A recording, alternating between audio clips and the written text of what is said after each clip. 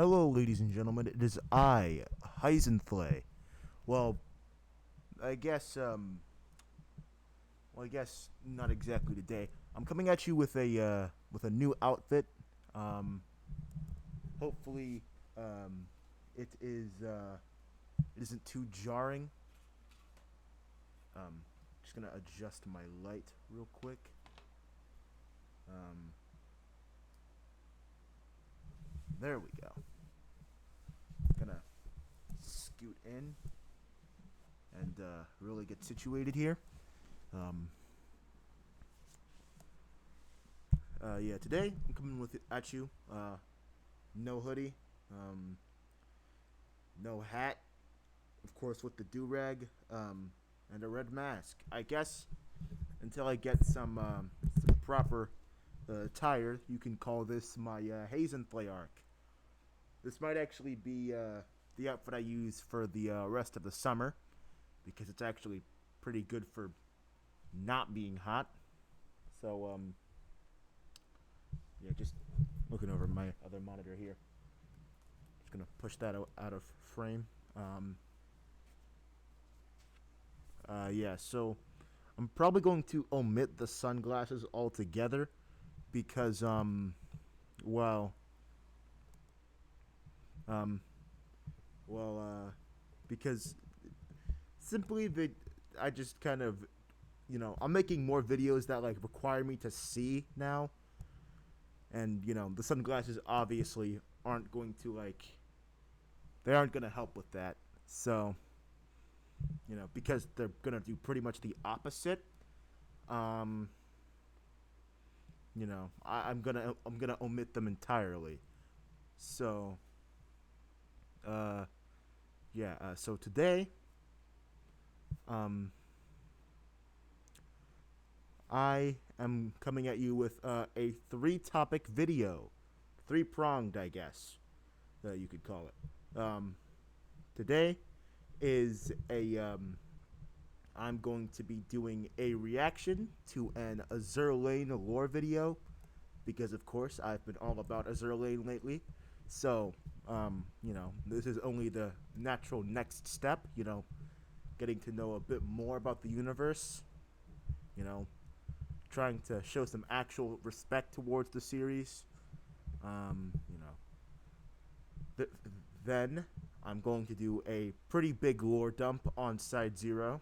Um, and of course, what I'm going to do before we get into anything too important is I'm going to announce my Discord.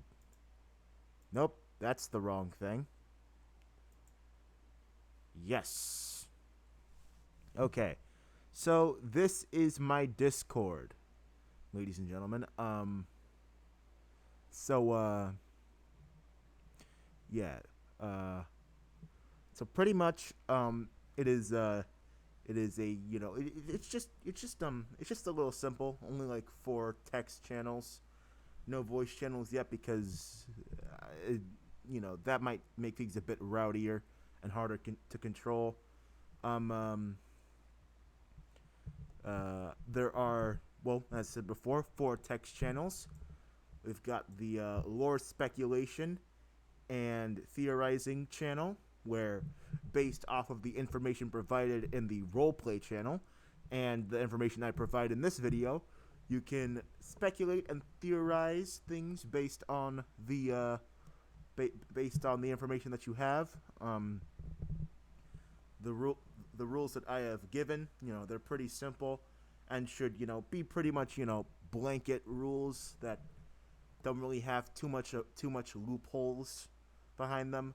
Are no being rude. You can argue, but don't spread any hate.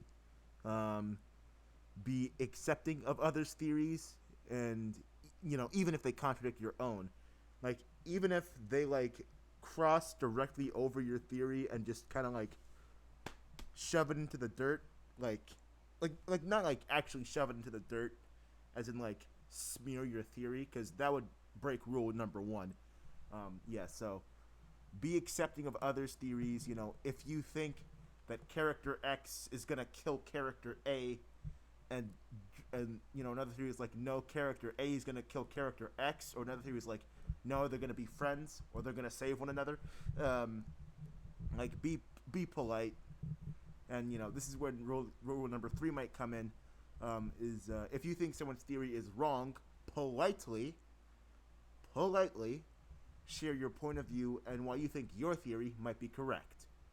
Now, these rules might to some might seem fairly obvious, but we live in a day and age where people don't exactly know that, well, rules are written in blood.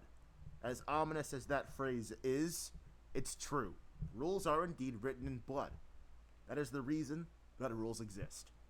Because someone died breaking them. Even for things like this, there are people who most likely died breaking the rules. Of course, I will create new rules if these aren't stone-y enough. So, yeah, don't worry, I guess. Next is the roleplay channel. Yes, so this is the roleplay channel. It is, you guys can, create stories and whatnot, and, immerse yourselves into the world of Side-0. Of course, as it says up here, if your stories, are well written and I like them, and they they connect into the world of Side-0, I will integrate them into the anime, and characters that you put into them will appear to some extent. So here we have the first rule. Once the story has started, you have to go along with it until it's reached its conclusion or it's been given its own server or channel. Now this might sound dumb to people, but I don't exactly where to I don't exactly know Discord all too well, so I was thinking, oh yeah, just add the story, just add the ongoing story to the pinned comment. But then that might be a bit more work. So for now, until I figure out a better way of doing things, just go along with the current story. Of course,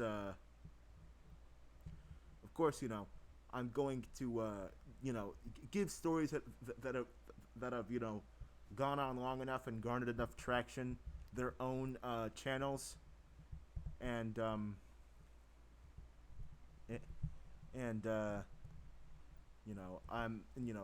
a new one can be started. But yeah, just be courteous and whatnot. Y- y- you know, don't interject. At least not in an incorrect way. Uh, um, uh, for those of you who want to start stories, make sure that once your story has gone on long enough, you have like a bit of a, I don't know, context message or something that I can like add to the pinned messages. I guess once the servers gotten enough people, we could work it out. But I'm kind of thinking once enough of you join the server, we talk about how we could do this, and then then we actually get things started. Oh yeah, second rule: if you're going to speak out of character, you must type OOC, standing for out of character, in those specific square brackets, not like parentheses or the weird fancy one with the little point in the middle, the square ones, because those are they're specific, and you know specific's a good thing to have. I don't know. I also just like them because they're used quite often in Gundam. So that's a good reason instead of the easier to use and more common and accessible ones. um, Third, and equally as important, always respect the world and lore of Side-0, and the story you're joining. And, you know, never bend the rules of a world too much. This is specifically for the authors who want to start a little role play. Um, Never bend the rules of a world, especially yours, too much, even if it's for a joke. Like, yeah, you can like bend the rules a little bit because if you always adhere to the rules, it kind of get a bit repetitive. So you're allowed to break the rules of your world, a little bit, you know. Yeah. As for another rule, but it's a bit less of a rule and more of a request. Um, for longer verbal interactions between two or more characters, please use the format that I have supplied below, where the character's name precedes a colon, and um, type the and in case, well, not in case, but put the put an describe the actions using asterisks so that the text is slanted. So therefore, it's a bit different. I was gonna suggest a different kind of parentheses, but then I was kind of like, that would kind of like, you'd have to, yeah. I kind of thought about it for a bit, and I was like, yeah, yeah, using the asterisks is better, and that's what I'm used to. So it might be a bit more universal than I think. Um, so yeah, as the text goes on, you can shorten the character's name to like either their first name or their last name. As you can see, because because you already have for like the first couple of sentences or the first part of the interaction, the full name is given, but you can abbreviate as you go along. So uh yeah, so that's pretty much it for the rules. For shorter verbal interactions, action scenes, setting, descriptive, and establishing paragraphs, you can use whatever format that you know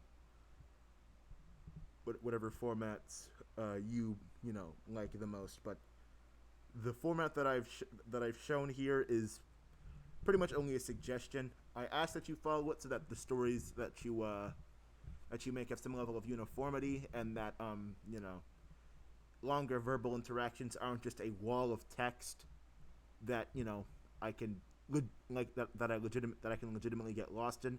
I feel like I'm not the only one who gets lost in long text walls. So this is just to make longer interactions easier to read. So I'm just suggesting this format. If you do indeed have a better one, please suggest it to me, either in the comments of this video or in the Discord. So yeah. Uh, then there is some lore for Side-0. Um, yeah, it goes up until the early 1400s, I believe. That is like before things get super duper important to the plot. So yeah. There's some text spe- there's is some text clarifying some facts about certain species and characters. Um, there are I believe there no, I clarified about the locations in the lore text. Um, uh, so then there is the the character stuff channel, where you can post about your OCs. Um, yeah, and if I like them with your permission, they can appear in Side-0 to a limited capacity. Due to the fact that I have most of Side-0 figured out, I can't just make them big main characters or anything. So understandably, they have to be smaller appearances. It's like I'm not gonna shove you guys into the background of a shot and be like, oh, see, I've given you guys the that limited capacity that you guys wanted. I'm not gonna do that because I know how that feels. So yeah, like I know how it feels to have someone say, hey, your OC can appear in this, and have my OC just be reduced to a tiny little figure all the way in the back of the shot, which barely has any you know any detail. So yeah, so yeah, I don't want to do that to you guys, you know. Um, yeah, so yeah, so as for things like rules and format suggestions, the only big rule is don't be rude. Of course, that's probably going to be like the universal rule for all of these channels. Don't be rude. Um, Other small rules would include no sexual lollies. Lollies are fine, just like normal lollies are fine, but just don't sexualize them because that's weird and gross. And if you think lollies should be sexualized or sexualizing lollies is fine, please go get help. Like, you give people who find lolly characters cool or well written a worse name than they already have. You know, People like me who have favorite characters who just so happen to be lollies, or people who have lolly characters. You make things legitimately worse for us. You know, uh, I've had some really bad experiences where things got physical, simply because of simply because of how big of a problem pervy lolicons have gotten. You know, like yeah, we know that a fictional child is not the same as a real child, but at the same time, if you see a fictional child that way, I feel like the next the logical next step would be turning your head to real children. And I'm just saying, drop that way of thinking before it gets to that step. You know? Like, just stay safe, you know. Just like find adult women attractive, please. I mean, if you're under the legal age of consent, don't find adult women attractive, because that might actually, that might actually cause some problems as well. But hell, not even just women, just find just like if you're above 18, just find adults attractive, please. I get that's something that's easier said than done, but I believe that you can condition yourself to like a certain kind of person, especially when it comes to like age. Like, I feel like with enough practice, you could condition yourself not to be a lolicon or a pedophile. You know,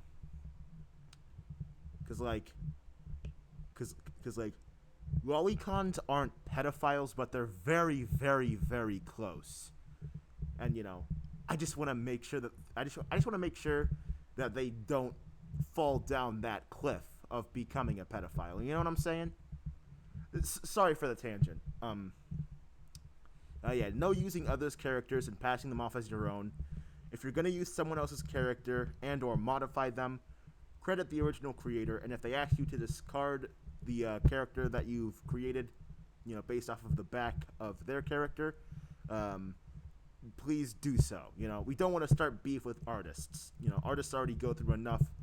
We don't need to be out here stealing their stuff. Okay. So yeah. Um, Here's a suggested format for describing your character. Um, you know, uh, as you can see, there's just like a bunch of stuff. Now, if any of this appears on a ref sheet, if you have a ref sheet, you do not need to include it in the actual like written format. Um, because you know, when I do ref sheets, they're very very simple. So I kind of put all of this in because I don't because I don't like writing things by hand. So I have an easier time writing things down. Yeah. So um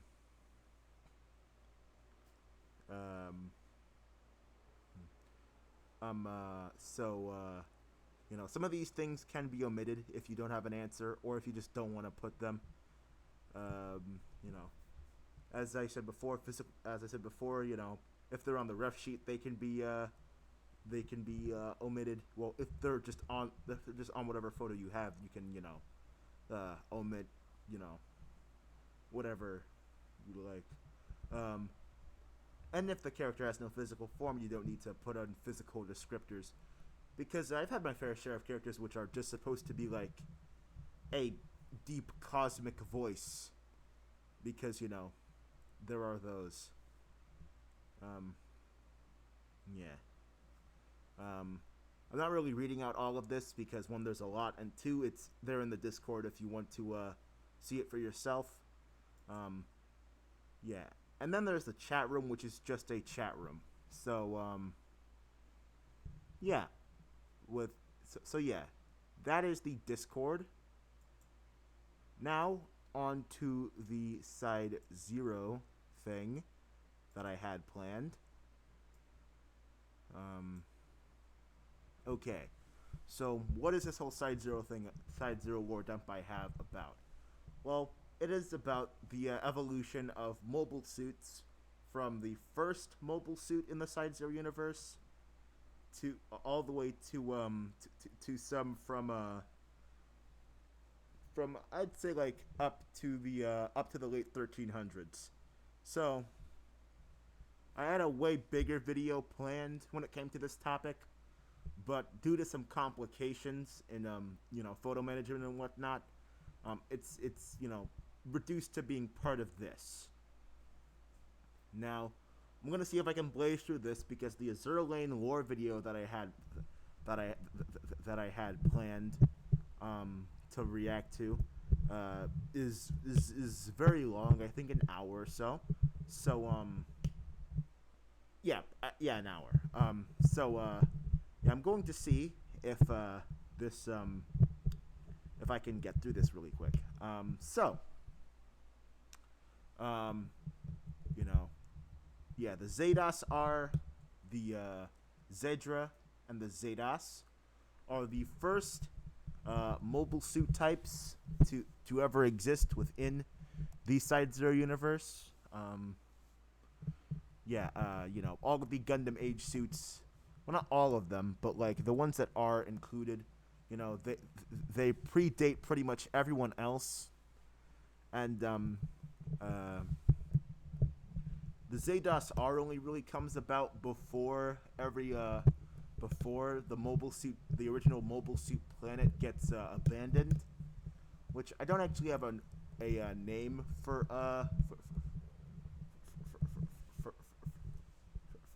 I don't exactly have a name for the original mobile suit planet, but they leave their planet and get to Earth C-137 Beta.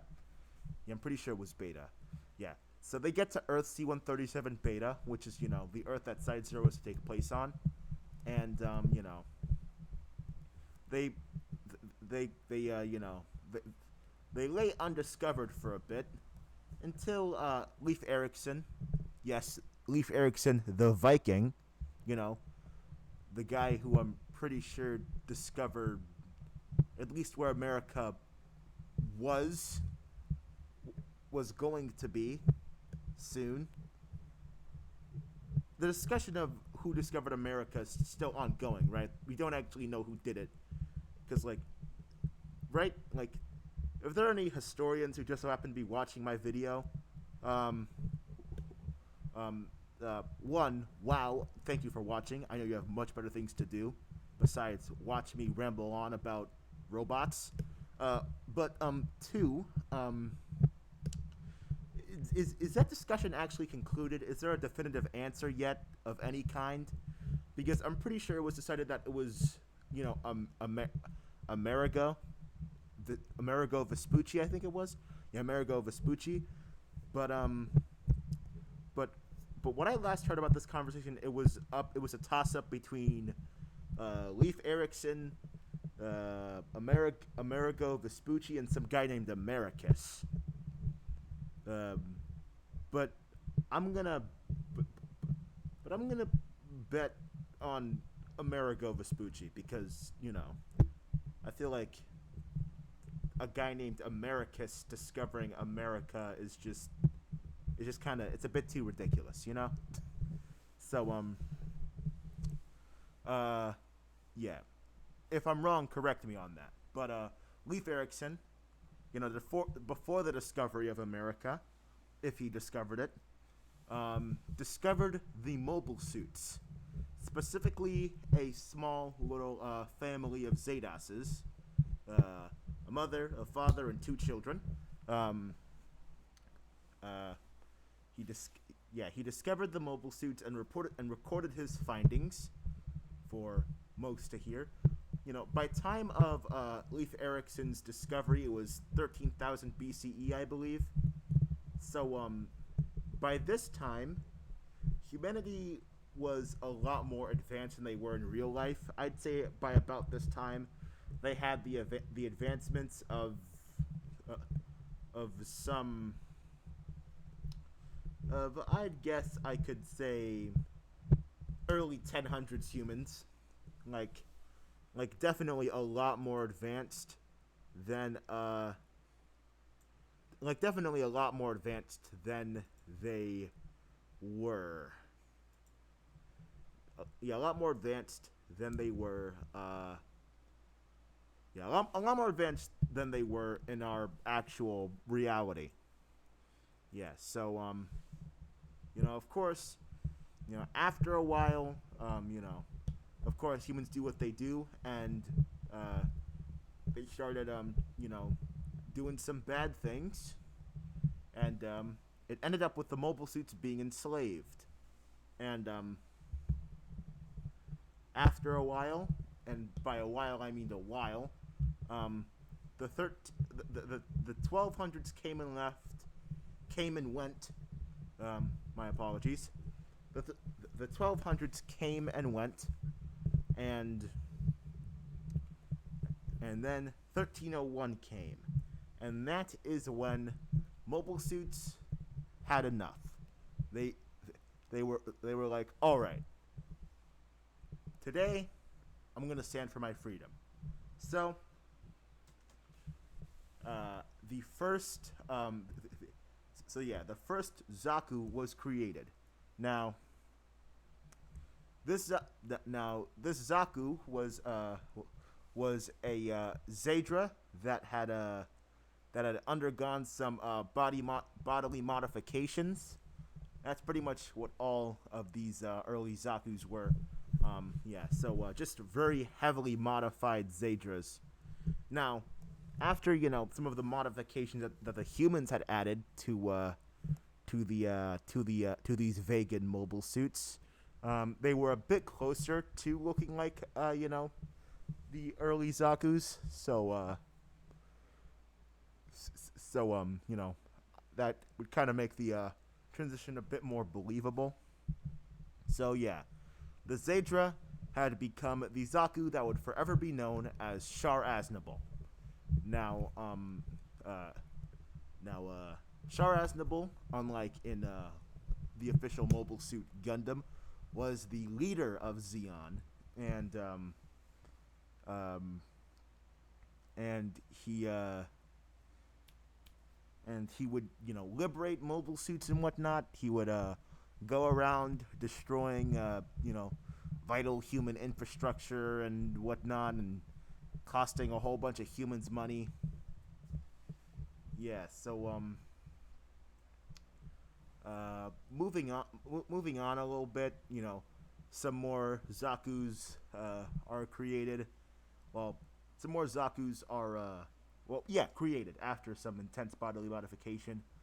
But a Zaku named Elliot Rem would go on to propose that maybe they should start focusing a bit more on speed, because they realized that that because Elliot realized that that, that their Zaku bodies were a lot slower than their old Zados bodies. While a lot more durable, the Zaku bodies definitely, you know, had to sacrifice quite a bit of speed. So so yeah, you know, while the average walking speed was like, pretty abysmal, the running speed was the running speed was like, still less of that, but still lesser than a human's running speed. So what happened was Elliot decided to do some more bodily modification, and he became the first Zaku high mobility type. Now, obviously, the Zaku high mobility types succeeded. Well, the idea succeeded because, more Zaku's began converting themselves, and soon it became, and soon, soon after Zaku started becoming, naturally born, Zaku high mobility types began to become naturally born as well. So this would result in Shin Matsunaga. Well, the Zaku's that I'm showing you are a mix of naturally born and created. But naturally born Zaku high mobility types are, a lot better at controlling their high mobility because it's all they've known. So Shin Matsunaga, naturally born high mobility type, he was known as the White Wolf of which state was it? Because I specifically had an idea of for Shin Matsunaga, having a state that he liberated single-handedly. But I forget it now. Ah, crap. Um, California. Yeah, California. Wait, yeah, California's a state. I'm dying out of that hope. California's a state. I don't care if I'm wrong. Uh, yeah, I'm very smart. You can tell. Yeah, so Shin Matsunaga became known as the White Wolf of California. Um, he was very, very, very fast, very, very strong, had very good aim. In general, was just very, very potent and very, very good at his job. Yeah, I dare you to count the amount of varies in that sentence. There was Robert Gilliam, who was a high mobility type R2, which was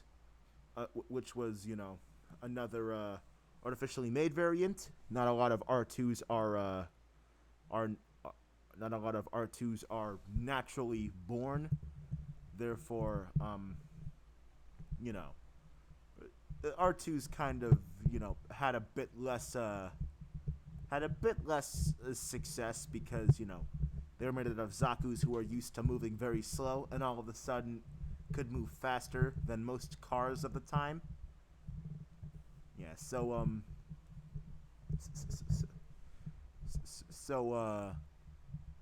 yeah.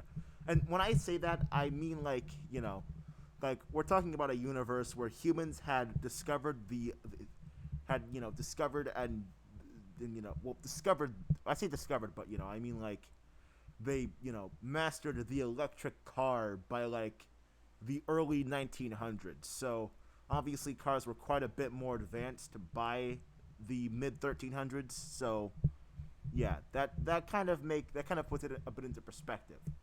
So so yeah, Robert Gilliam, famously was very had a very hard time controlling his speed. Often kind of crashing and bumping into buildings. But he managed to kind of use it tactfully. Tactically. I was trying to say tactful and tactically at the same time for some reason. I don't know why. I'm not as dumb as I appear to be, I promise. So, yeah, Robert Gilliam uh, managed to kind of use his crashing and bad control skills in a tactical way, kind of trying to purposefully bump into enemy vehicles or bump into large structures to topple them over. Um, of course, the strategy didn't always work because he didn't have much control over it, but he would try to steer himself every so often. So, yeah, his signature weapon is the bazooka because, of course, why not? Because this guy obviously needs to be able to cause more destruction. There was Shar Aznable again because he of course wanted a piece of the speed pie, so he modified himself, and unlike most normal Zaku's who modified themselves into high mobility types, he was great. It was like he was really good at controlling his speed. Like, not even like because he used it in short bursts. Like, he could like pedal to the metal immediately after like starting from nothing. Like, because most Zaku's they need to build up their speed, but Shar could just immediately floor it and have excellent control. It was just kind of the perk of having been a high performance commander type mobile suit pretty much all throughout his life, because he started out as the Zadra, so he already was pretty high performance. There are the Black Tristar Zaku's, Gaia, Ortega, and Mash. And they are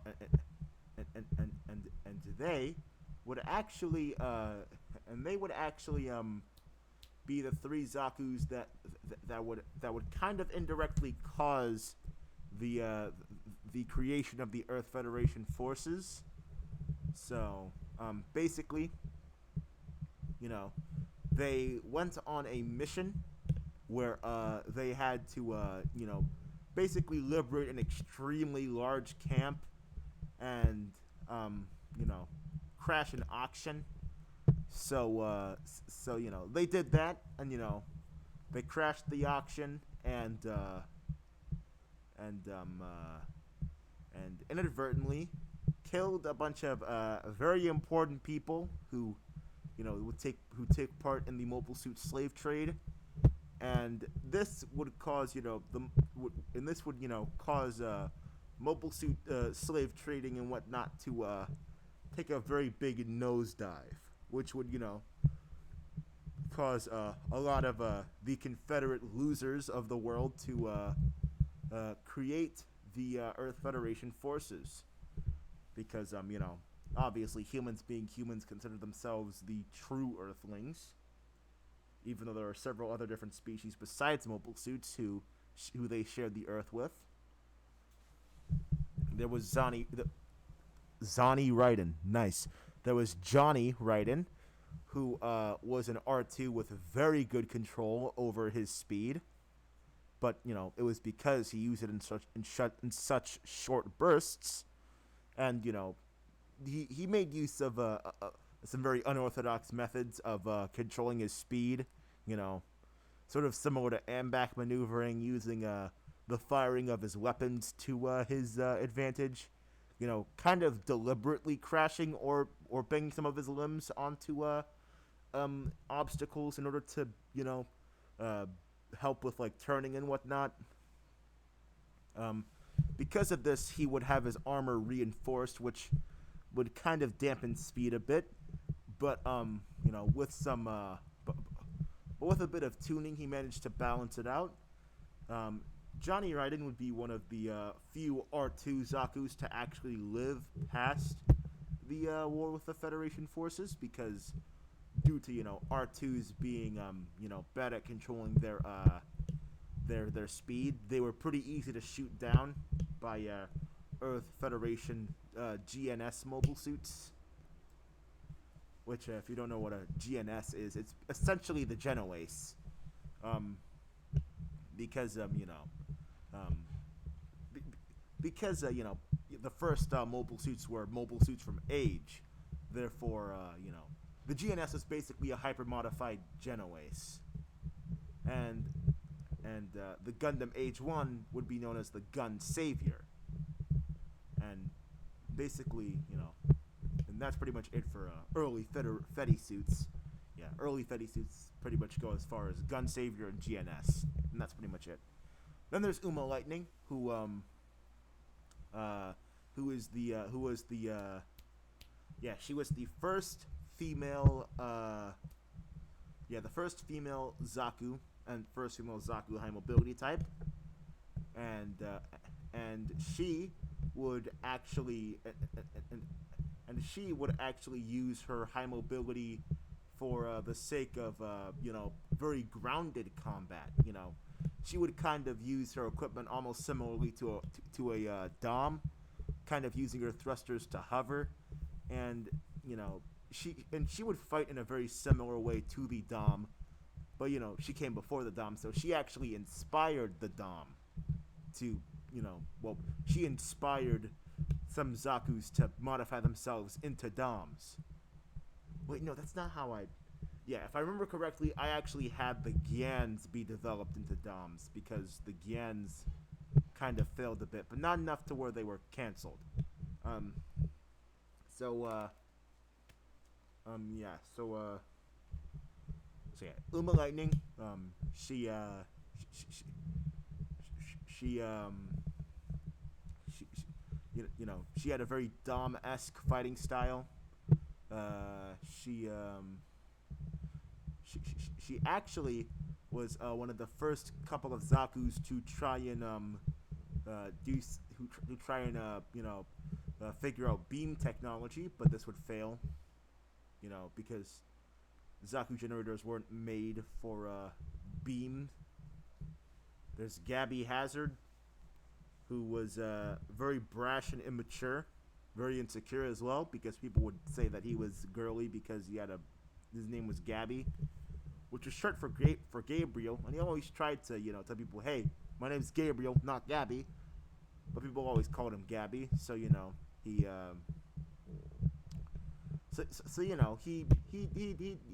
he was always pretty immature. He was pretty much Sneeko, but a Zaku. So and him being an R2 was also kind of adding to that insecurity, because he wanted to undergo some bodily modification that would affect that would concern his brain, so that he would have some better control over his speed and his body while speeding, but he couldn't get that because it was like 1340 something, and brain modifying surgeries were kind of like not a thing back then. So he just kind of was stuck being an R2. Yeah, so very sad. Then there is Cass Vol von Fredrickson, one of the 9 RX-78-2s. So yeah, pretty cool. So just like in the official Gundam universe, Cass Vol and Char are two separate people. But the only difference is they never really ended up being friends, and Char never got Cass Vol killed. So yeah, I guess crisis averted. So Cass Vol, of course, being a Gundam, was bullied pretty hard by other Zeon members due to the fact that he was a white devil in the skies. He's trying to be Zeon to undermine us or something.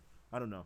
Of course, he always had a friend in Uma Lightning and Elliot Rem, but everyone else pretty much really disliked him.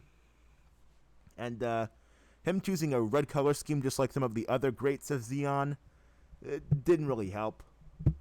But regardless of the smack talk that he was constantly receiving on a daily basis, he did very well, and he even got to have the giant bazooka, a weapon that was originally going to be given to Char, and Char didn't want it because he didn't want a big bulky weapon. But point is, he was given a weapon that was supposed to go to other mobile suits that were considered more important by Xeon. But he persevered. He. I'm really sorry. I'm having trouble talking as per usual. I'm gonna have a drink. 1 second.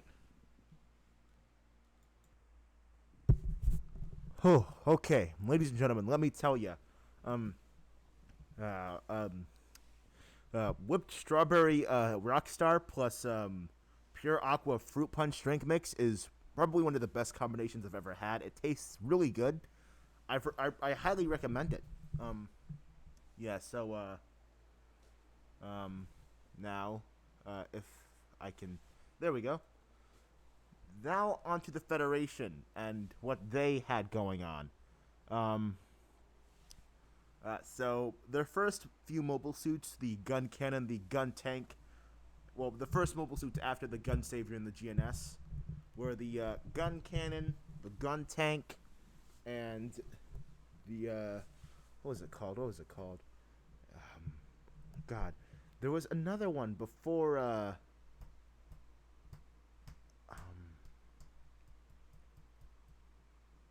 Oh yeah, the ball. Yeah, so yeah, the ball is considered a mobile suit. Well, it was before it was considered before it was given the term mobile pod. Um, so yeah, at that point the ball was a mobile suit, so I'm gonna call it a mobile suit. Yeah, so that was before the designation of mobile pod. So after the gun savior and GNS, which were destroyed. Well, the GNS were essentially Geno Aces or Gyms. So, all the GNSs were destroyed. The Gun Savior was destroyed. And the Federation could only afford to put out gun tanks and gun cannons in limited supply, so they weren't doing too good. So they turned to a man they turned to a man they turned to a man sorry, I'm struggling to remember the name. All right, they they turned to a man named Hephaestus Nakamura. Okay, yeah, Hephaestus Nakamura. He's a very important character. Well, at least at this point in time. So I don't exactly know how I forgot his name. So yeah, they turned to Hephaestus, and he had a product to hopefully cure all their woes. It was the where is it? Because I have the model number right here. This is actually pieces of lore that are in the Discord. Um, yeah. That. So yeah. So so the yeah, his name for this mobile suit was the NMS Nakamura mobile suit dash 78-2 Super Shogun, and the Federation liked, they liked the Super they liked the Super Shogun, so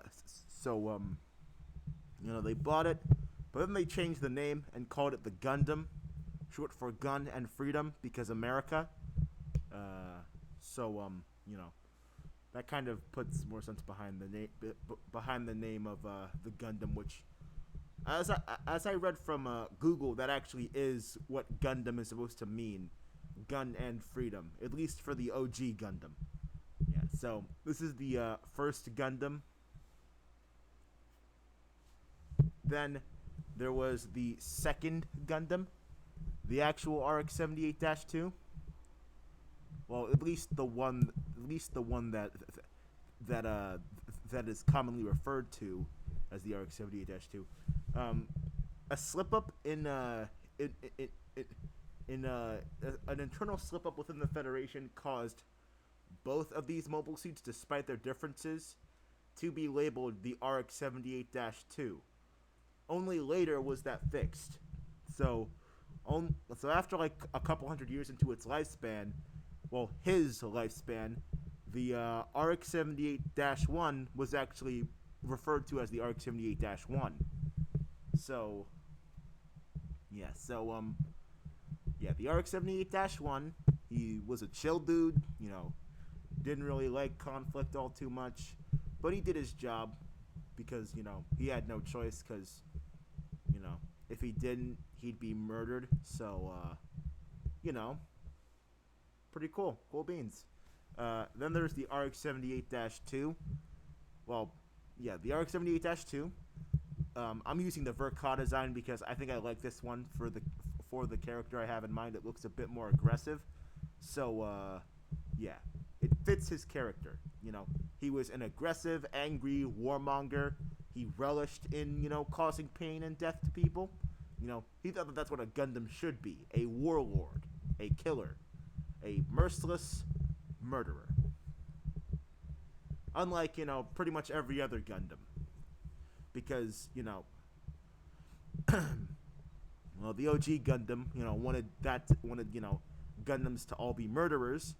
Pretty much every other Gundam was like, no, we gotta be honorable warriors, heroes, and whatnot. Of course, this is something that, he's still salty about. Yeah.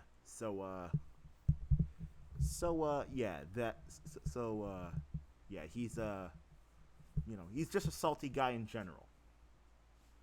Then there's the RX-78-3 Gundam G3, who is the only she. Well, not the only she. She's the only she of the original RXs, because originally there were like 3. Of course, after that there was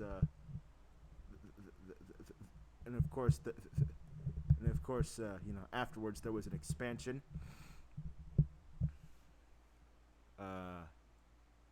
She was the only she of the original 3. Of course, she had the magnet coating. She had, the magnet coating, this lower visibility paint scheme, and contrary to what one may think, for someone who not only was a part of a slave species but was also a woman. I know, how awful. I shouldn't make jokes like that. I shouldn't make jokes like that because there are a lot of people who already think I'm sexist. So I probably should make woman jokes. So yeah, I'm sorry. Pretend I didn't do that. So she, pretty much was set up to kind of be the worst treated, but actually got some pretty good treatment from her commanders, because she was just very like agreeable, and they didn't really give her many killing missions, so it was easier for her to just follow the orders and do it. So they gave her a lot more like espionage missions and whatnot. So, well, I guess that's kind of. Then, I guess you all can kind of figure out why, and know that that's also kind of. It's a whole kind of gray area thing, I guess, maybe, I don't know. And there's the GO4, the only female of the expansion. Yes, I'm referring to the other 6 RXs as the expansion, because it just kind of makes things a bit easier for me, because the original 3 are the ones that everyone kind of knows about, but the expansion are the ones that people don't exactly exactly think of when they think OG Gundams.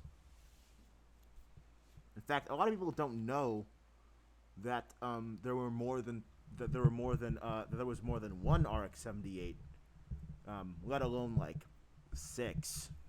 Because in the official universe there were six, but in Side-0 there are nine. So yeah, RX-78-4 Gundam Go4. She was a space-type long-range support mobile suit meant to function alongside her brother, the RX-78-5 Go5, well Gundam Go5, who is who, who, who, who is a who is a space-type long-range support mobile suit. So they're two supports meant to support each other. So kind of strange, but you know it worked because they lived. Yeah. So both these two are very level-headed, very calm people and whatnot. Go4 is very nurturing and kind, and you know, and she's like very tactical and whatnot.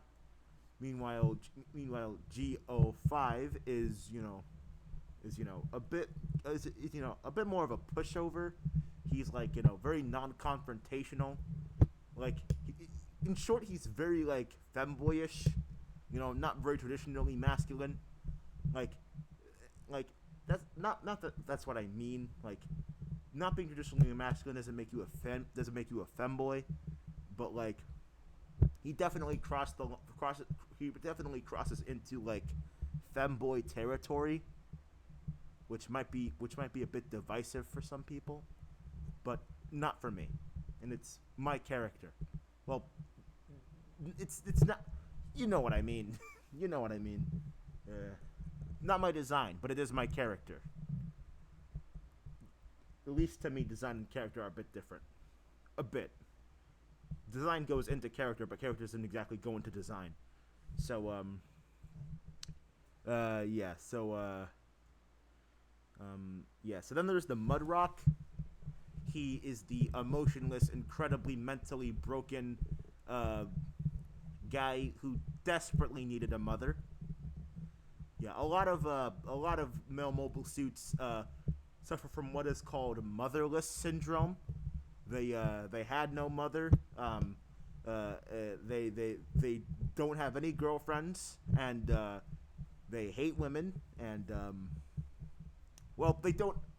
Not every male mobile suit hates women, but for the most part, like especially like like early mobile suits before the Zeta era were a bit more on like the they didn't have a mothers, therefore they hated women's side, like because like Zeta era mobile suits, like they had a lot more of an emotional support, therefore didn't exactly have as much hate for pretty much anyone except for humans, because humans kind of mistreated mobile suits as a whole.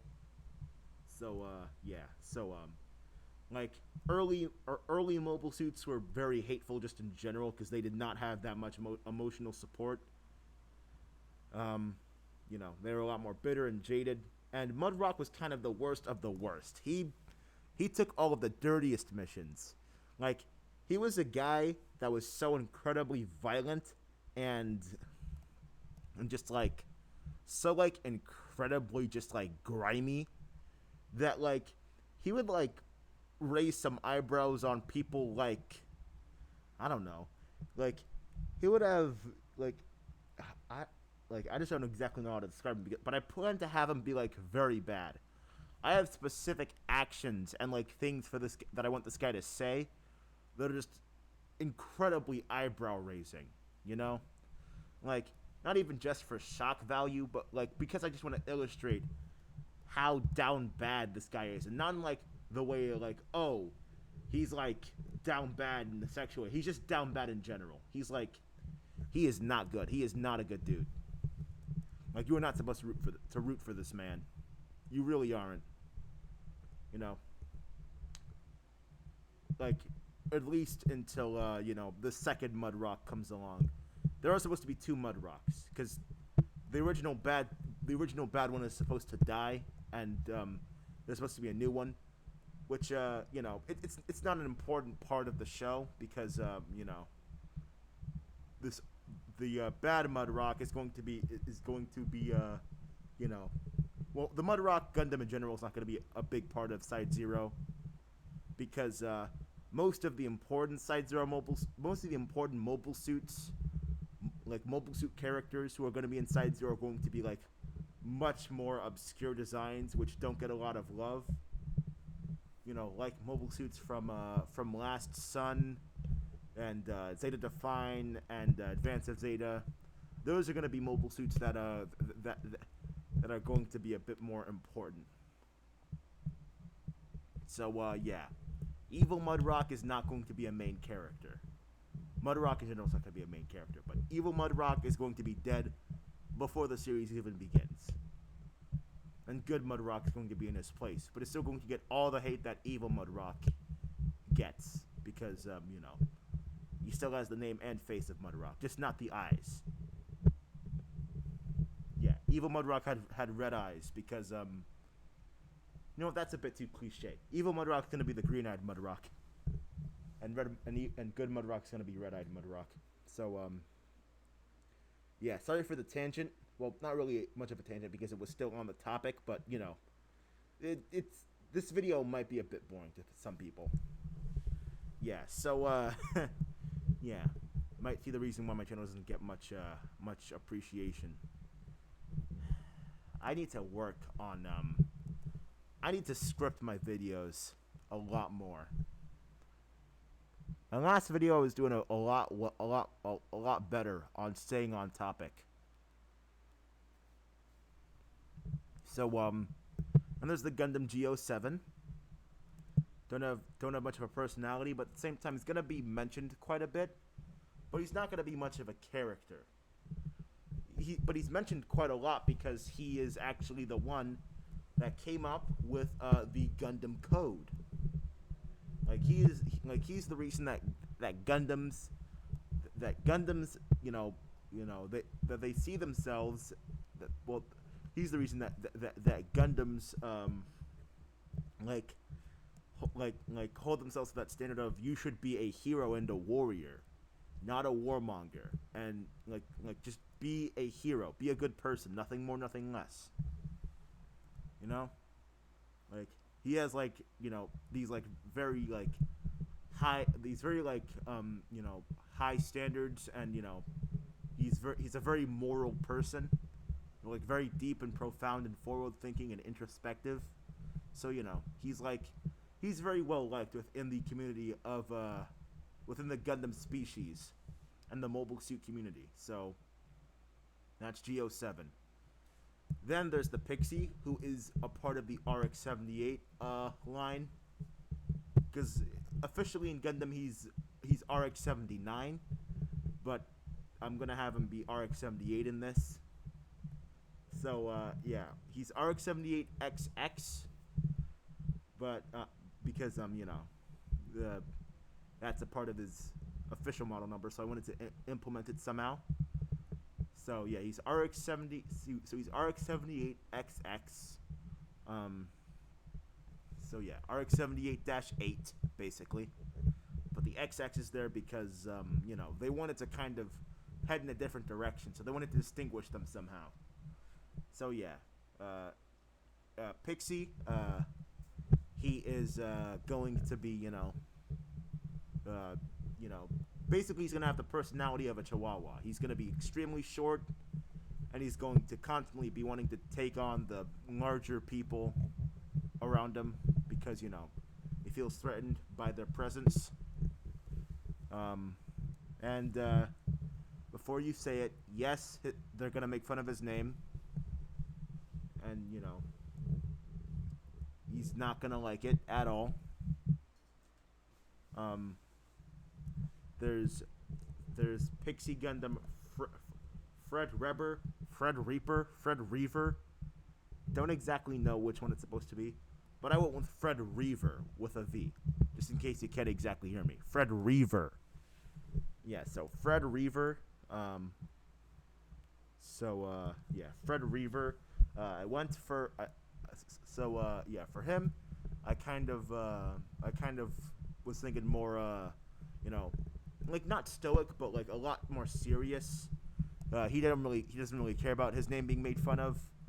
You know, he's a lot chiller. Like despite being a lot shorter, he's a lot chiller. You know, he's you know, despite his serious demeanor, he's actually a pretty fun person. And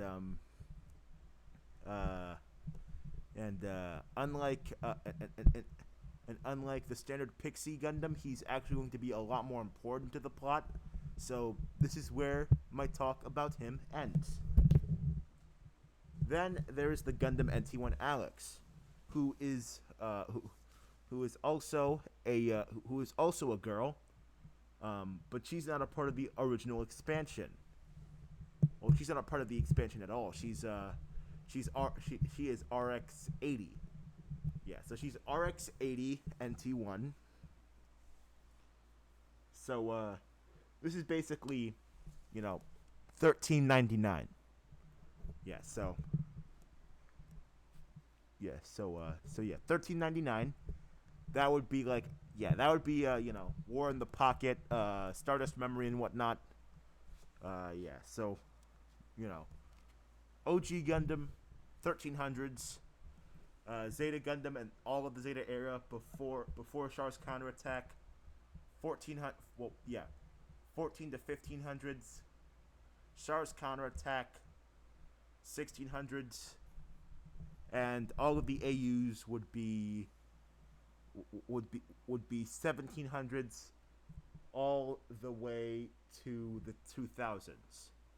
And the and Advanced Zeta, due to some story reasons, would kind of actually stretch would actually to an extent stretch from 1400s all the way to the late 2020s. So just a little, it gets a little bit confusing. And you know, when I say that, I mean in terms of mobile suit development. So mobile suits from the series are going to be from each of the series are going to be developed in those time frames, and you know, different events from the story are going to happen in the time frames that I've mentioned. So you know, of course, so of course, you know, the events of Gundam: The Origin, the original Gundam, what's it called? Uh, oh wait, the mess team and whatnot. They're all going to happen within the time of the 1300s, which I believe can happen since you know, uh, that's like 100 years to get all those events happening. So I believe it could happen. You know, um, 1400s would be like Zeta Gundam, Advanced Zeta, yeah, Zeta Gundam, Advance of Zeta, Gundam Sentinel, the reboot. Well, not the reboot actually. Yeah, Advance of Zeta and whatnot. Uh, Basically all of the Zeta series and series that, and a couple of the series that come after it and whatnot. This is another tangent. It's very unrelated. My apologies, but yeah. So just kind of getting the time frame down. This is because like this is also for me to use later on. So yeah. Um. So yeah, we have so yeah, the NT1 Alex. She is she was originally supposed to replace the RX-78 units, but due to her failure against the Camphor and other subsequent failures, she would constantly be ridiculed and regarded as, well, a failure by her peers, and would never really get any actual glory within the Earth Federation. And by the time the AU and the Titans came around, she was already ejected from being, you know, she was already like ejected from, you know, any kind of military service. So she just kind of had to live a civilian life, be a security guard for a while, fail in that, and just kind of after a while just settle down and move to a cottage in the woods, where eventually she would play an important role in the series again. Oh, and that is it for all the mobile suits I had planned. This part of the video was a pretty big train wreck. My apologies, ladies and gentlemen. Um, the next coming part will hopefully be a lot better. Maybe so, maybe not, but this is going to be my first reaction video. I have only really dreamed of doing this. Maybe this should be a separate video. Yeah, this video is already an hour long. My apologies, ladies and gentlemen. I'm going to upload this video, and after this video is done uploading, I will upload the reaction video. Yeah. Thank you for watching, ladies and gentlemen. Thank you for watching, ladies and gentlemen. It has been a pleasure making this video. As much of a train wreck as it was very fun. I like doing these videos where I just tell you about my ideas and whatnot. I can't wait till I'm a bit till a bit later in the channel's lifespan to where I can like tell you more about Side-0, because like later like in the 1400s to the early 2000s to the early 2020s is where things really pick up, and where a lot of the interesting lore and important characters start to appear, and like names I know by heart. I can like appear, and I can like really tell you guys about like this like stuff that's been like set in stone for a long time. So I really can't wait to tell you guys all about all about this stuff. Maybe I shouldn't withhold lore. At least not for the first series. Yeah. Like, I probably shouldn't withhold stuff for the first series. What I should probably do is keep further series under wraps. I might just do that. At the beginning of the next month, there might be a massive lore dump for Side-0. Possibly. I do not know yet. So, stay tuned. Be good to each other. I will see you next time, ladies and gentlemen.